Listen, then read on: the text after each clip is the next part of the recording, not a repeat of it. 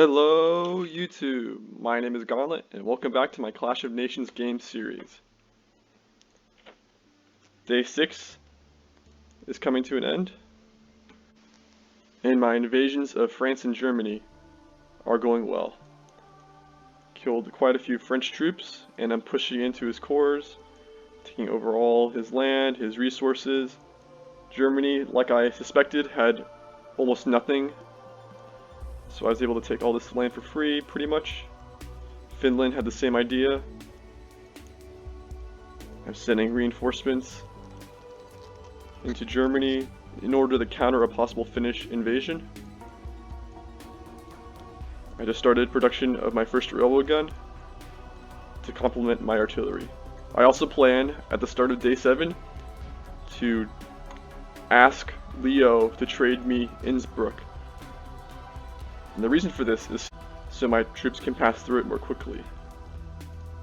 Because if you look at your troops, you can see their speed on friendly territory, so even my speed on a coalition teammate's territory is 80% of what it could be.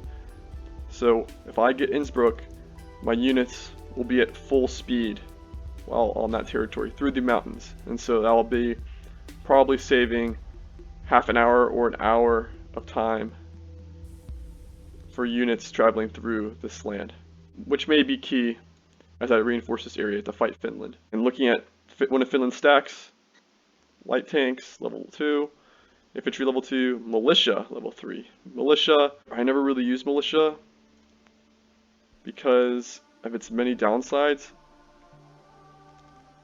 Speed being one of the worst things. It's not as good as infantry, but mostly it's speed,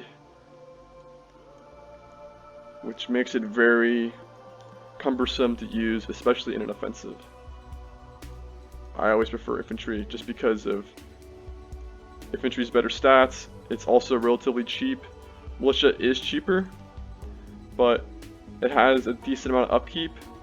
I just don't find militia worth it, unless it's a World War I style warfare where you have plenty of goods and plenty of manpower and you can just throw troops to the meat grinder. But that's very unlikely, that's very rare. So in general, don't use militia. My economy is continuing to grow. Level 3 infrastructure on this double food. Continuing to build up infrastructure industrial complexes on these cores. I'll try to build level 2 here maybe. I've also constructed an air network for my one interceptor. I probably should have waited to do this, but I did want to be able to build an air force quickly if I had to, because Communist Russia is doing some air force, so I want to be able to counter that. And also an air force is great for spotting the enemy. Even if they don't have an air force of just interceptors can be useful. I can pretty easily defeat the stack with a combination of my tanks and medium tanks.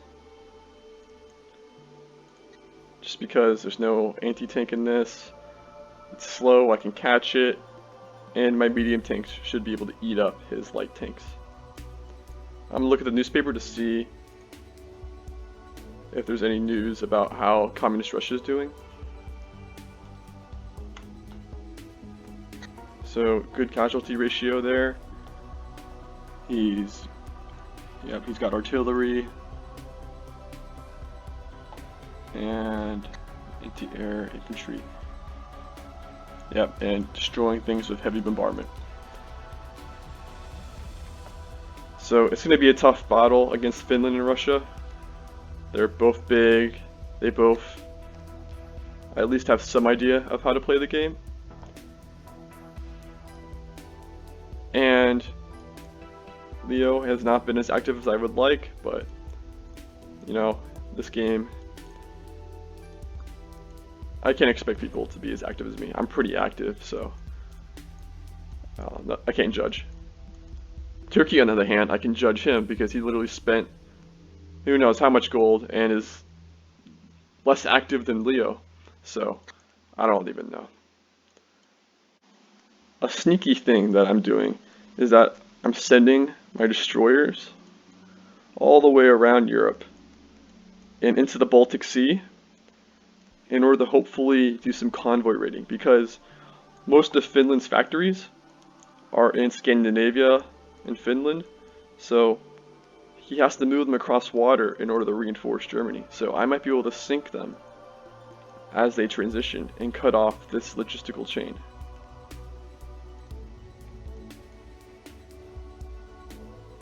That concludes this video. Thank you for watching. Please subscribe, leave a like, and comment any advice you have. I will see you on the battlefield.